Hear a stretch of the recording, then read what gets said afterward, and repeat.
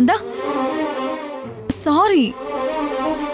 పాప ఏడ్చింది, నువ్వు కూడా విన్నావు కదా, ఎందుకలా ఉన్నావు? ఇప్పుడు నేనేమైనా అన్నానా? అనలేదు. లేదు కదా. పాప ఏడ్చింది నిజమే, వెళ్ళి బుజ్జగించి పడుకోబెట్టి వచ్చావు, అది నిజమే. నా గురించి నీకు అనవసరం. పైగా పాపను చూసుకోవడానికి ఇంట్లో మా అమ్మ లేదు, మీ వదిన లేదు, మా నాన్నగారు లేరు, అంతే కదా. నేనే వలగలేదు. నేను ఇక్కడే పడుకుంటాను, నువ్వు అక్కడే పడుకో, నాకు నిద్ర వస్తుంది. అరే నందా, నువ్వు మారిపోయావు నందా. ఇదివరకు నీలో ఇవి లేవు. నువ్వు మనసులో ఏదో పెట్టుకున్నావు, అందుకే ఇలా మాట్లాడుతున్నావు. ఇంతకు ముందు ఎప్పుడూ నేను ఇలా చూడలేదు. అలా ఏం లేదులే, నిద్ర వస్తుంది, పడుకో. నందా, నాకు నీ మీద ప్రేమ లేనప్పుడు, నువ్వు నన్ను ప్రేమిస్తున్నప్పుడు నువ్వే కదా అన్నావు, నా బిడ్డ ఇక నుంచి మన బిడ్డ అని. ఆ ప్రేమ ఇప్పుడు ఏమైపోయింది నందా? అసలు పాపలా ఏడుస్తూ ఉంటే నాతో పాటు నువ్వు కూడా బయటకు వస్తావనుకున్నాను. పోనీ రాలేదు, దానికి నేనేం ఫీల్ అవ్వలేదు కదా. ఇప్పుడేమైందని అసలు? నీ ప్రాబ్లం ఏంటో చెప్పు. ఒకానొకప్పుడు నాకంటే నా బిడ్డ గురించి ఫైట్ చేసింది నువ్వే, కానీ ఇప్పుడిలా మారిపోతున్నావేంటి? అసలేమైంది నీకు? చెప్పు. ఏం లేదని చెప్పాను కదా, దయచేసి నువ్వు అక్కడే పడుకో, నేను ఇక్కడ పడుకుంటాను. అదే నీ నిర్ణయం అయితే నువ్వు వచ్చి పైన పడుకో, నేనొచ్చి కింద పడుకుంటాను. వద్దు. పాప ప్రతి అరగంటకో గంటకో పాల కోసం ఏడుస్తుంది, లేదా ఏదైనా ఇబ్బంది కలిగి ఏడుస్తుంది. అప్పుడు ప్రతిసారి లేవాలి కదా.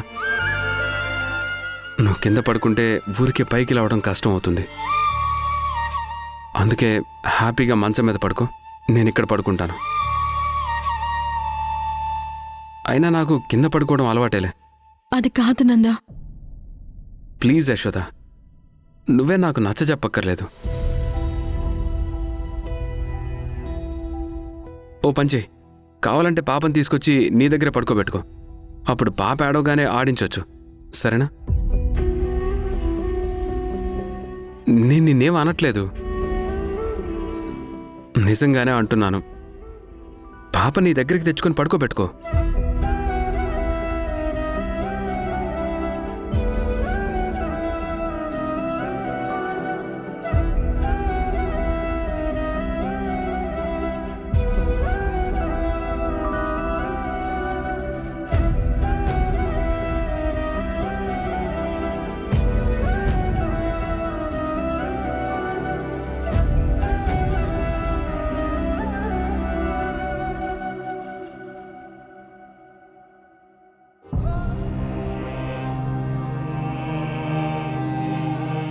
దాక్షాయణి గారు, నేను వెళ్ళొస్తాను.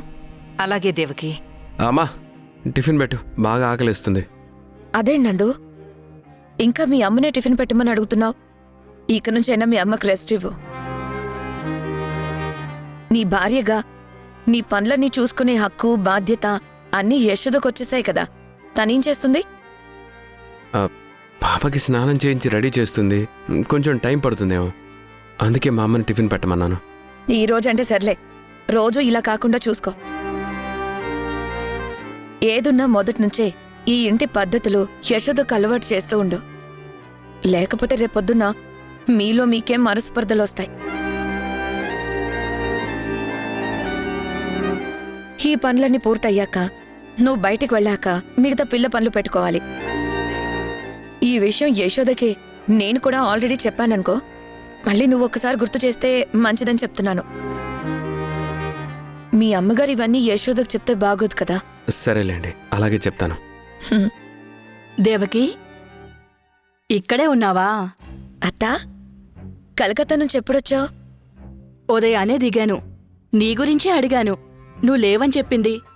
సర్లే, సుబ్బరాజు గారి కూతుర్నైనా చూద్దామని కూతురు గురించి అడిగాను. అది కూడా ఇక్కడే ఉందన్నారు.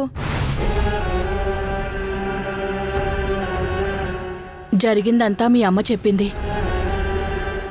ఏదేమైనా సుబ్బరాజు గాడు చిన్న వయసులోనే మనందర్నీ వదిలేసి వెళ్ళిపోయాడు. ఆ వార్త వినగానే నా గుండె తరుక్కుపోయిందనుకో. కాకపోతే వాడి ప్రతిరూపం పాప రూపంలో ఉంది కాబట్టి అప్పుడప్పుడు ఆ పాపం చూసుకుని వాణ్ణి చూసినట్టుగా మనం మురిసిపోవడం తప్ప మనం ఇంతకన్నా ఇంకేం చేయలేం కదా.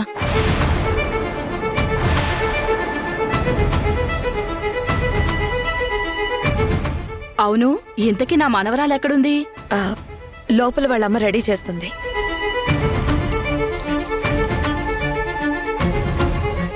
యశోదని పెళ్లి చేసుకుంది ఈ అబ్బాయేనా? అవునత్తయ్య. నిజంగానే నీ మనసు బంగారమయ్యా.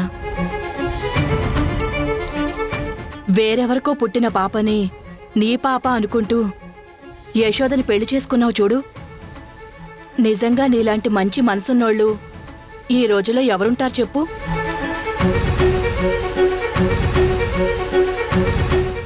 సుబ్బరాజుగాడు ఎంత దురదృష్టవంతుడో వాడి పాప కూడా అంతే దురదృష్టవంతురాలనుకుంటా.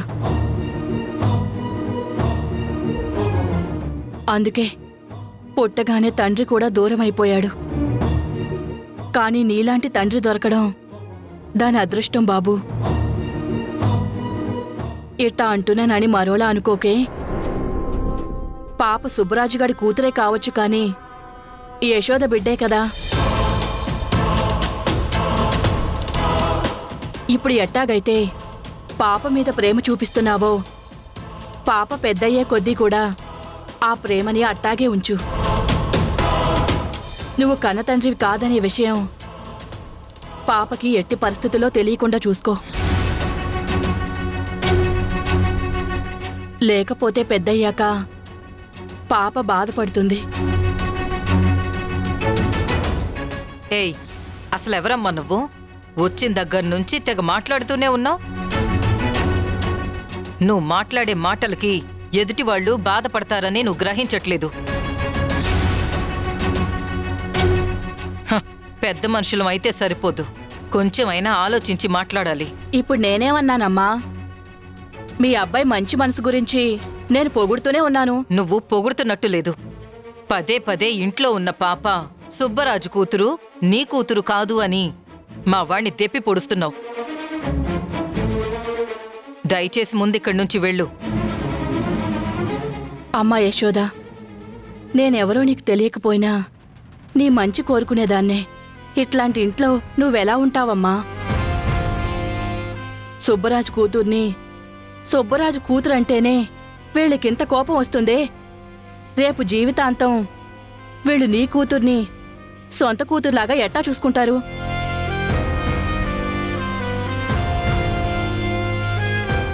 సొంత మనవరాల్లా ఎలా చూసుకుంటారు?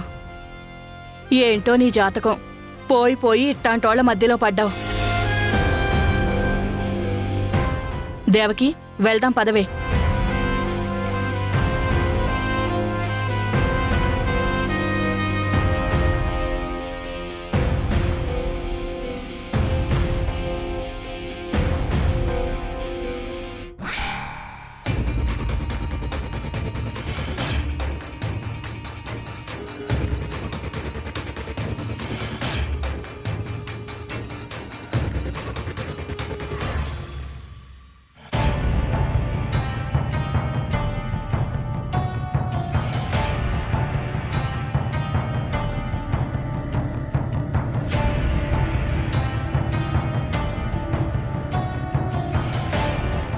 అమ్మా, నీకు గుర్తుందో లేదో, నువ్వు అడిగిన గడువులో ఈరోజు కాకుండా రేపొక్కరోజు నీ గడువు మిగిలింది. యశోద పాపని నాకివ్వడానికి ఒప్పుకోకపోయినా, పాప నా దగ్గరికి రాకపోయినా ఎల్లుండి నాకు కూతురుండదు. అలాగే నీకు కూడా ఈ కూతురుండదమ్మా.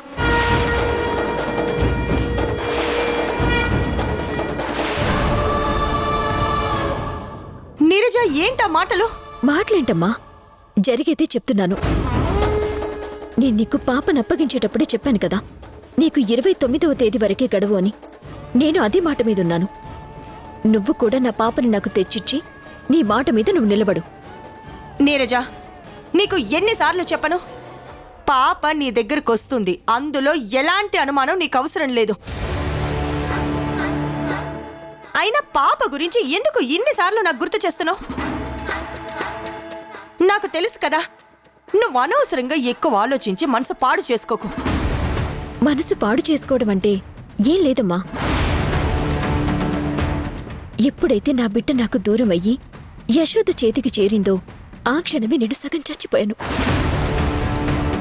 కాని కొన ఊపిరితో కొట్టుమిట్టాడుతున్న నాకు పాప తిరిగొస్తుందని నువ్వు నాకు ప్రాణం పోసావు. ఆ ప్రాణంతోనే ఎల్లుండి వరకు నేను ఎదురు చూస్తూ ఉంటాను. నా బిడ్డ నా చేతికి రావాలి.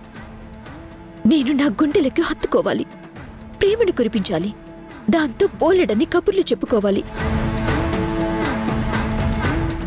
ఇదంతా జరగాలమ్మా. అప్పుడే నీ కూతురు నీకంటూ ఉంటుంది, లేకపోతే ఉండదు.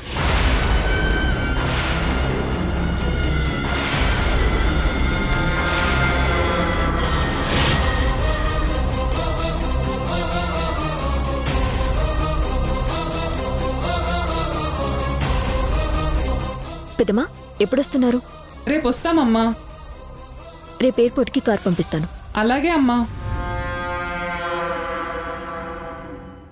ఏంటి నీరజ, ఉన్న పలంగా పెద్దమ్మని ఎందుకు రమ్మన్నావు?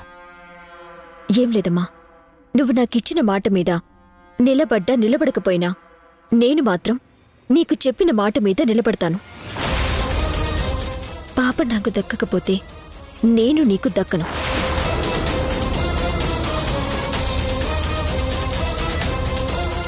అలాంటప్పుడు నిన్ను ఓదార్చటానికి 2 మనుషులుంటే మంచిదని నేను ముందుగానే పెద్దమ్మ వాళ్ళని పిలిపిస్తున్నాను.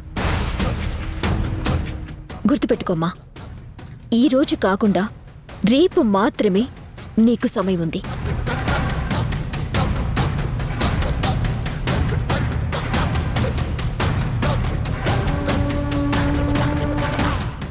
ఏంటి నీరజ ఇంత మూర్ఖంగా మాట్లాడుతోంది? ఎలాగో అలాగా వెంటనే పాపని తీసుకురావాలి, లేకపోతే నాకు నీరజ దక్కేలా కనిపించట్లేదు.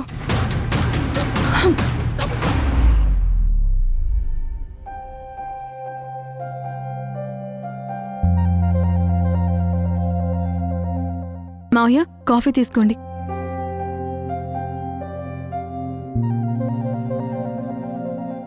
అత్తయ్య, కాఫీ.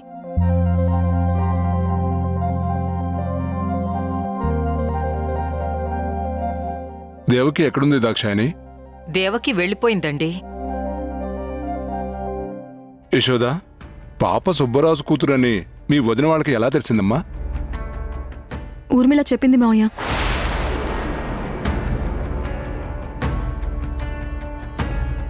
ఈ ఊర్మిళ మనుషుల జీవితాలతో ఆడుకుంటూ వాళ్ళకి ప్రశాంతత లేకుండా చేయడమే పనిగా పెట్టుకున్నట్టుంది. ఏ నక్షత్రాన పుట్టిందో ఏంటో మహాతల్లి. ఆవిడ పుట్టుక గురించి మనకెందుకులే కాని, ఎవరు చెప్పినా చెప్పకపోయినా నిజం ఎలా దాగుతుంది? ఇవాళ కాకపోతే రేపైనా నిజమేంటో తెలియాల్సిందే కదా.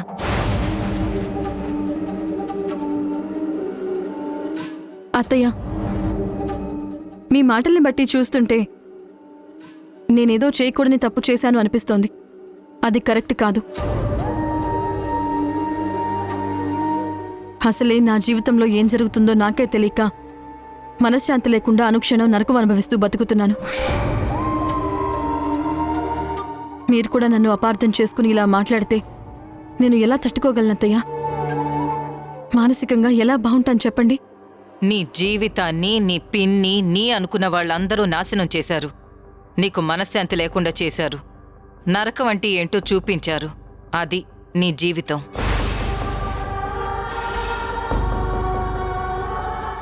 కాని నా కొడుకేం తప్పు చేశాడు? నిన్నెందుకు ప్రేమించాడో తెలీదు.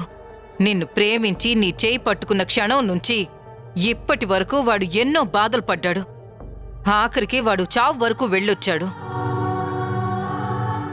నిన్ను ప్రేమిస్తున్నానని ఎప్పుడైతే మాకు చెప్పాడో వాడు, ఆ రోజు నుంచి నాకు మనశ్శాంతే లేదు. ఇప్పుడా సుబ్బరాజు బిడ్డ నీ కడుపులో పుట్టింది అని నా కొడుక్కి తెలిసిన దగ్గర్నుంచి వాడికి మనశ్శాంతి లేదు. మా బాధ ఎవరికి చెప్పుకోమంటావు? చూడు దాక్షాయని, ఈ విషయంలో నువ్వు యశోదనంటే నేను ఒప్పుకోను. తను ఏ రోజు మన నందు వెంట పడలేదు, మనవాడే తన వెంట పడ్డాడు. తనకు ముందే పాప పుట్టిందని తెలిసి కూడా ప్రేమించాడు, పెళ్లి చేసుకున్నాడు. ఇప్పుడు బాధపడుతున్నాడంటే దానికి అర్థమేంటి? నీకు ఇష్టం లేదంటే ఇష్టం లేనట్టుగా ఉండాలి, కానీ ఎదుటి వాళ్ళ మనసులో గాయపడేలా మాట్లాడకు. మహాభారతంలో కుంతీదేవి గురించి విన్నప్పుడు ఆవిడ పెళ్లి కాకముందే తల్లైందని తెలిసి చాలామంది ఆవిడ తప్పు చేసిందనే అనుకున్నారు. కానీ కొంతమంది మాత్రమే కారణం తెలుసుకున్నారు. అది దైవ కార్యం అని తెలుసుకున్న తర్వాత కుంతీదేవి తప్పు చేయలేదని అర్థం చేసుకుంటారు. ఇప్పుడు యశోద పరిస్థితి కూడా అలాగే ఉంది. మహాభారతంలో కుంతీదేవిలాగా. కానీ ఒక్క మాట మాత్రం చెప్పగలను, కుంతీదేవి కంటే గొప్పది యశోద. ఎందుకంటే కుంతీదేవి జనాలకి భయపడి తన బిడ్డని నదిలో వదిలేసింది. కాని యశోద తన బిడ్డ ఎక్కడుందో తెలియకపోయినా వెతికింది, పోరాడింది, తెలుసుకుంది. ఆ బిడ్డను తిరిగి తన చేతిలోకి తీసుకుంది. ఆ బిడ్డ కోసం ఒక యుద్ధమే చేసింది. అందుకే యశోద గొప్పదని నేనంటాను. యశోద లాంటి అమ్మాయి ఉండదని నేనంటాను. మీ మాటలు మీ దగ్గరే పెట్టుకోండి. ఈవిడ గారిని నెత్తిన పెట్టుకుని ఊరేగండి. ఏంటమ్మా నాన్న మీద అరిచేస్తున్నావు? ఏమైంది? ఏం లేదురా, మీ అమ్మకు ప్రతి చిన్నదానికి నా మీద అరవటం అలవాటు కదా, అలాగే అరుస్తుంది, ఇంకేం లేదు.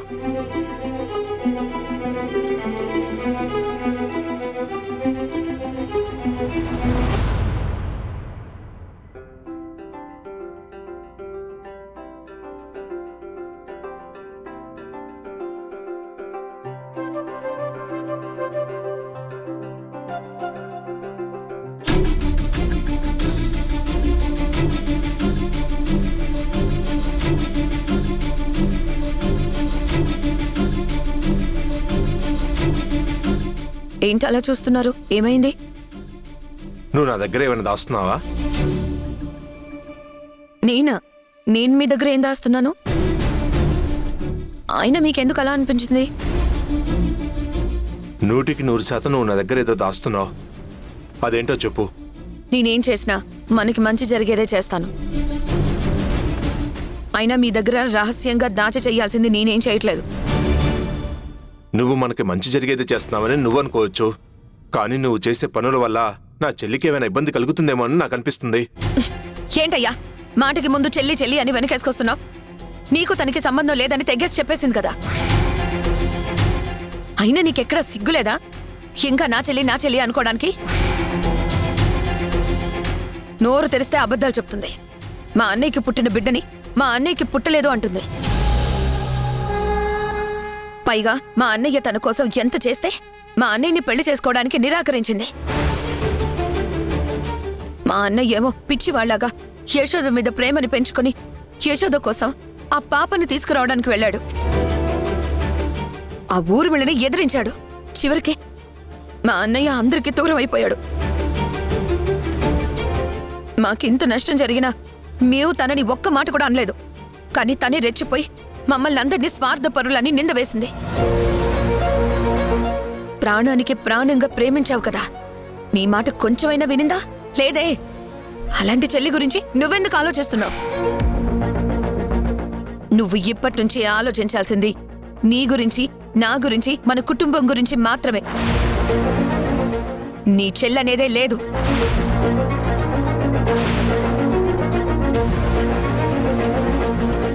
అలాగే నువ్వు పట్టించుకోవాల్సింది ఇంకొకటి, అదే మన ఆస్తి గురించి. అదెలాగో నీకు చేత కాదని నాకు అర్థమైపోయింది.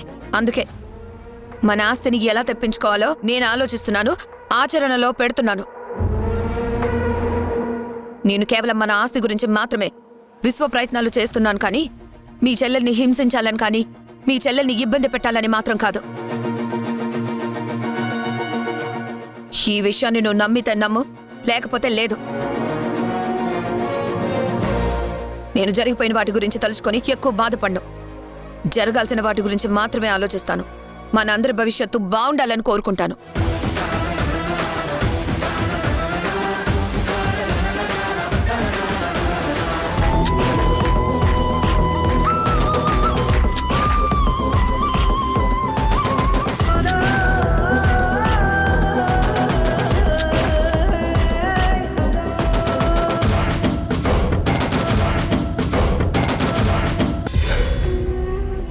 ఎందుకు వచ్చావన్నయ్య?